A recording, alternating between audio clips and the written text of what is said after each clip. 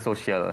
Baik, sebelum kita beralih kepada cerita pagi Sarawak, kita ingin kongsikan statistik kes baharu di negeri Sarawak setakat semalam. Ya, semalam Sarawak mencatatkan sebanyak 706 kes, menjadikan jumlah kes di Sarawak sebanyak 49,920 dan kes sembuh baru di Sarawak menjadikan jumlahnya 603 dan kematian baharu sebanyak 5 kes.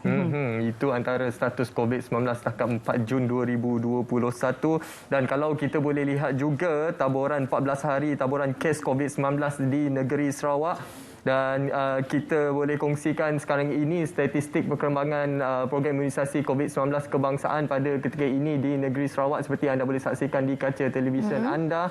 Dan kita lihat 1,247,430 orang sudah mendaftar. Dan secara kita lihat secara amnya ianya merupakan satu perkembangan yang sangat baik buat negeri Sarawak untuk kita meningkatkan lagi tahap vaksinasi di negeri Sarawak. Ya, dan di Sarawak juga terdapat 71 lokasi PPV yang telah pun disenaraikan. Jadi kepada anda yang belum mendaftar, warga Sarawak teruskan mendaftar. Jadi kita akan terus sahaja berlintas langsung untuk cerita pagi Sarawak. Kita akan melihat bagaimana peranan bomba dalam Perintah Kawalan Pergerakan 3.0 ini bersama rakan pelapor kita Iskandar Shah yang sekarang ini sudah pun bersedia. Saksikan.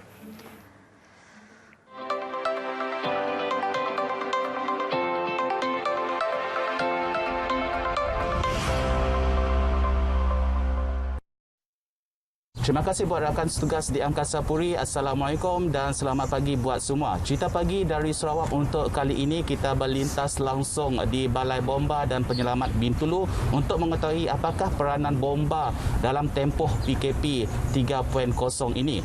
Untuk menerangkan lebih lanjut mengenai perkara ini, kini bersama saya sekarang ini iaitu Tuan Wan Kamarudin bin Wan Ahmad, Ketua Zon 5 di Bintulu ini.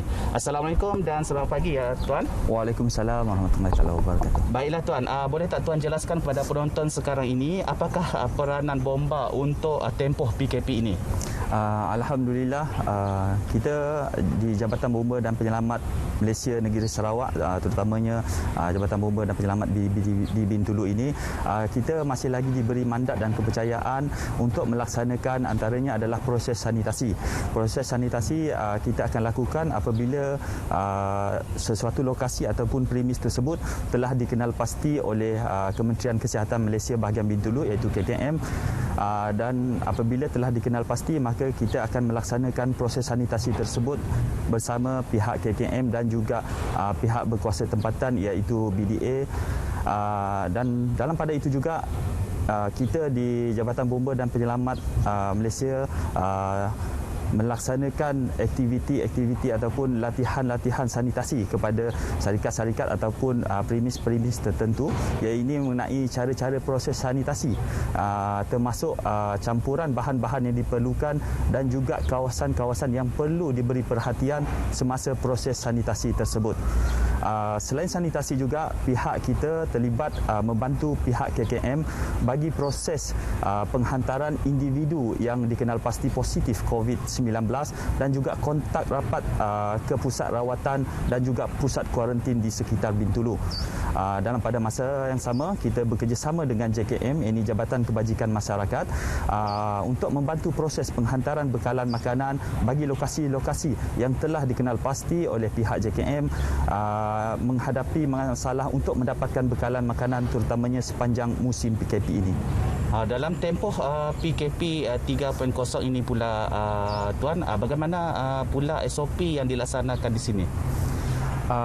Untuk pengetahuan semua, walaupun kita ini di Jabatan Bomba dan Penyelamat Malaysia, namun kita mengamalkan SOP yang sama bagi jabatan-jabatan lain, iaitu untuk yang hadir, anggota dan pegawai yang hadir ke balai ataupun pejabat di Jabatan Bomba dan Penyelamat Malaysia ini, kita perlu melakukan imbas suhu ataupun mengambil bacaan suhu pegawai dan anggota tersebut. Sekiranya suhu melebihi 37.5 maka kita tidak akan membenarkan mereka untuk masuk ke pejabat dan meminta mereka untuk mendapatkan pemeriksaan kesihatan di klinik-klinik yang berhampiran. Dan kita juga memastikan setiap anggota dan pegawai yang masuk ke lokasi atau premis kita untuk mendaftar di dalam MySejahtera.